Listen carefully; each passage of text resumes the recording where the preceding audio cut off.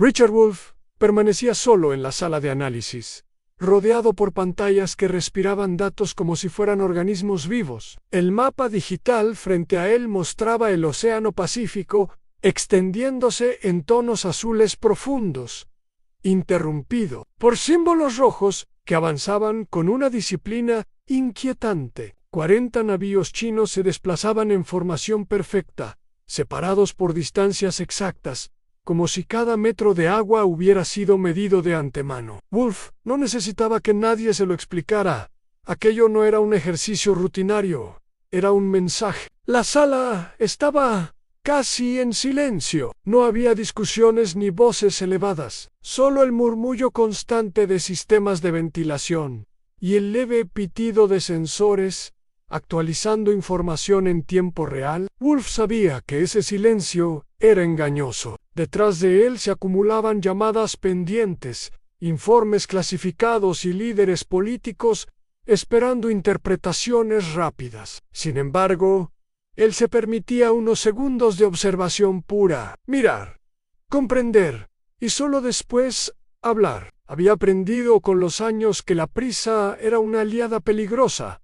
En momentos de tensión global, los barcos avanzaban sin agresividad visible. No había maniobras bruscas, ni cambios repentinos de rumbo. Precisamente por eso resultaban tan inquietantes. Wolff frunció ligeramente el ceño al recordar una vieja lección estratégica: cuando un poder se mueve con demasiada calma, es porque quiere ser visto, no porque tema ser detenido. Cada navío era una frase dentro de un discurso silencioso, dirigido directamente a Washington y, por extensión, al resto del mundo. Mientras observaba, su mente conectaba capas más profundas del problema.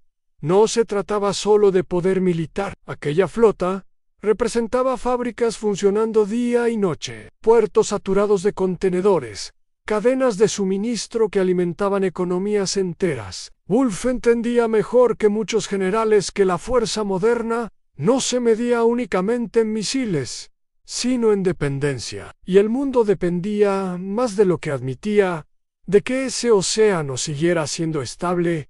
Un recuerdo cruzó fugazmente su mente en otros mapas, otros tiempos, cuando las líneas rojas y azules dividían el planeta en bloques rígidos. Aquella era una era diferente. No había fronteras claras en el mar, ni ideologías declaradas con la misma crudeza. Todo era más ambiguo, más interconectado y, por lo tanto, más frágil. Wolff sintió el peso de esa fragilidad al pensar en cómo un solo error podía propagarse como una onda expansiva, afectando a países que ni siquiera aparecían en el mapa frente a él. Uno de los monitores laterales mostró rutas comerciales cruzando el área donde avanzaban los navíos. Líneas blancas finas, casi delicadas, que representaban el tránsito diario de mercancías esenciales. Wolff apoyó una mano sobre la mesa, consciente de que millones de personas, ajenas a cualquier discusión geopolítica,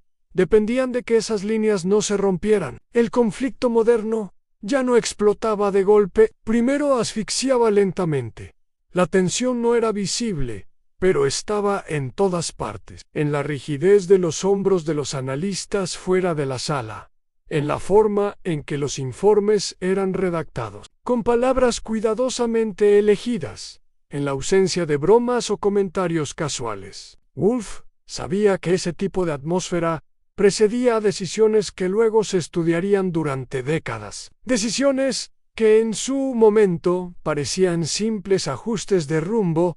Volvió a centrar su atención en los 40 navíos. No avanzaban para atacar, sino para medir reacciones, tiempos de respuesta, narrativas políticas. Era una prueba silenciosa de límites. Wolff comprendió que, en ese instante, el océano se había convertido en un escenario y el mundo entero en la audiencia. No había disparos, pero sí una clara demostración de confianza y paciencia estratégica. Respiró hondo. En aquella era solo la primera fase. La historia Rara vez comenzaba con explosiones. Casi siempre empezaba con movimientos calculados que pocos entendían en el momento. Wolfe lo sabía mejor que nadie. Y mientras los navíos seguían su avance imperturbable, tuvo la certeza de que el verdadero conflicto ya estaba en marcha, invisible para muchos, pero imposible de ignorar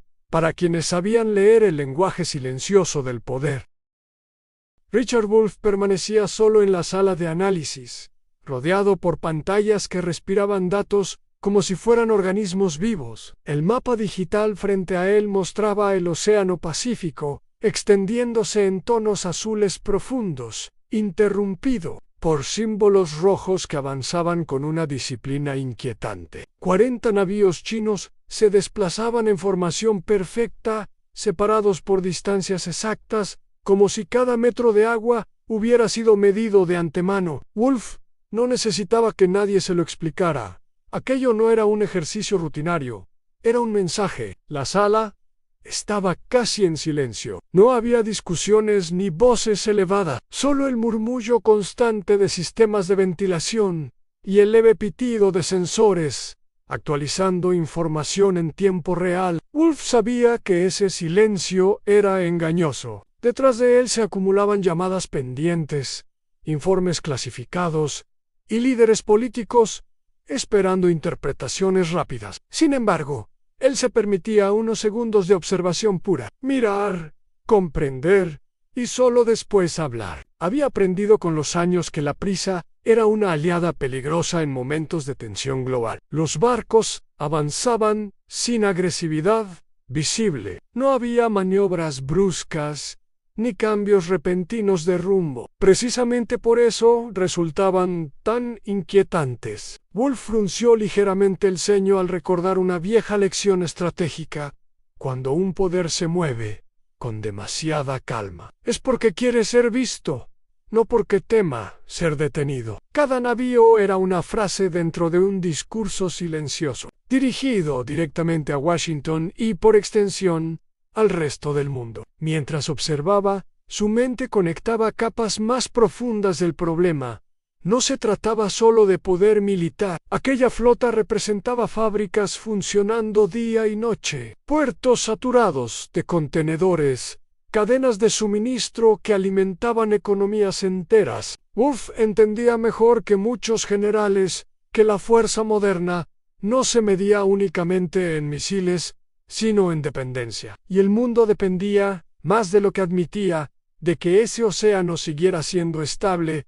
Un recuerdo cruzó fugazmente su mente: otros mapas, otros tiempos, cuando las líneas rojas y azules dividían el planeta en bloques rígidos. Aquella era diferente. No había fronteras claras en el mar, ni ideologías declaradas con la misma crudeza. Todo era más ambiguo, más interconectado y por lo tanto más frágil. Wolfe sintió el peso de esa fragilidad al pensar en cómo un solo error podía propagarse como una onda expansiva, afectando a países que ni siquiera aparecían en el mapa frente a él. Uno de los monitores laterales mostró rutas comerciales cruzando el área donde avanzaban los navíos. Líneas blancas finas, casi delicadas, que representaban el tránsito diario de mercancías esenciales. Wolfe apoyó una mano sobre la mesa, consciente de que millones de personas, ajenas a cualquier discusión geopolítica, dependían de que esas líneas no se rompieran. El conflicto moderno ya no explotaba de golpe. Primero asfixiaba lentamente. La tensión no era visible, pero estaba en todas partes, en la rigidez de los hombros de los analistas, fuera de la sala, en la forma en que los informes eran redactados, con palabras cuidadosamente elegidas, en la ausencia de bromas o comentarios casuales. Wolfe sabía que ese tipo de atmósfera precedía a decisiones que luego se estudiarían durante décadas. Decisiones que en su momento parecían simples ajustes de rumbo. Volvió a centrar su atención en los 40 navíos. No avanzaban para atacar, sino para medir. Medir reacciones, tiempos de respuesta, narrativas políticas, era una prueba silenciosa de límites. Wolfe comprendió que, en ese instante, el océano se había convertido en un escenario, y el mundo entero en la audiencia. No había disparos, pero sí una clara demostración de confianza y paciencia estratégica. Respiró hondo. Aquella era solo la primera fase. La historia rara vez comenzaba con explosiones, casi siempre empezaba con movimientos calculados que pocos entendían en el momento. Wolfe lo sabía mejor que nadie, y mientras los navíos seguían su avance imperturbable, tuvo la certeza de que el verdadero conflicto ya estaba en marcha, invisible para muchos, pero imposible de ignorar para quienes sabían leer el lenguaje silencioso del poder.